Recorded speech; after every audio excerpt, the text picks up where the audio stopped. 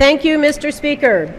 This is the final amendment to the bill, which will not kill the bill or send it back to committee. And the House is not in order. Please remove your conversations from the House floor. If adopted, the bill will proceed immediately to final passage as amended. This week, we have debated how best to educate our children and prepare them for the lives and jobs of the 21st century economy. Mr. Speaker, this bill is not the answer. In New Hampshire, we recognize that investments in education are investments in economic growth, job creation, and expanded opportunity for middle-class families. Unfortunately, The House is not in order. Please remove your conversations from the House floor. Unfortunately, this bill fails to adequately make these investments in our economic future. It fails to reflect the bipartisan support in this House for STEM education, for fairness, and for accountability.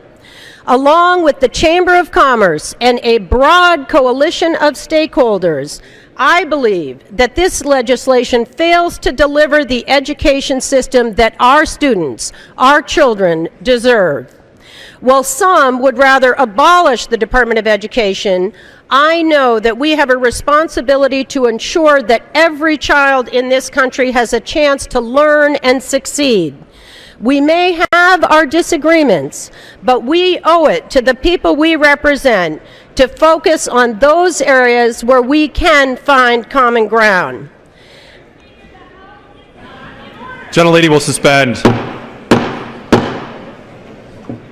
The House will be in order. Please remove your conversations from the House floor. The House will be in order. The gentlelady is recognized. I know that we can all agree on the need to preserve opportunity and safety for our students, and I'm hopeful that you will all support my amendment, which makes 4 very common sense reforms. First, this amendment protects children with autism and other disabilities. According to the Centers for Disease Control, an astounding 1 in 88 children and 1 in 54 boys across the United States are on the autism spectrum. My amendment would simply ensure that education plans do not deny opportunity to these students with autism or other disabilities. Second, this would amend to protect children from abusive seclusion and restraint policies. A shocking 41 states have verified reports of inappropriate seclusion and restraints in their schools. The Government Accountability Office has documented hundreds of allegations of such abuse against students, including students with disabilities. Troubling reports have emerged of students pinned to the ground face down, students who have been confined in cardboard boxes, and students who have been literally duct taped to chairs. As a result, some students have even died. My amendment would put in place minimum safety standards to prevent abusive seclusion and restraint in schools. Third, this amendment would require thorough background checks for any school employees or contractors with access to children to keep sexual predators out of our schools.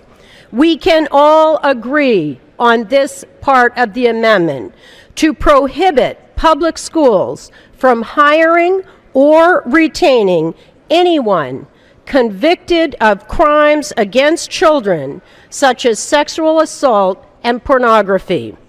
And importantly, it would ensure that schools report to local law enforcement when predators apply for positions with access to children. And finally, this amendment would establish standards for protecting student athletes from concussions. I know that many of you are parents, and I have had sons with this condition. Research shows that 300,000 sports-related concussions occur every single year in our schools. Younger athletes are at greater risk of concussion, and this amendment would provide schools, athletes, and parents with the information on how best to prevent and manage these injuries. It would also require parental notification. So together, these reforms will keep our children safe from injury and abuse in our schools. I urge my colleagues on both sides of the aisle to vote to protect children with disabilities, vote to improve safety for all students, and vote for this final amendment. Thank you, Mr. Speaker. Gentlelady's time has I yield back expired. my time. For what purpose does the gentleman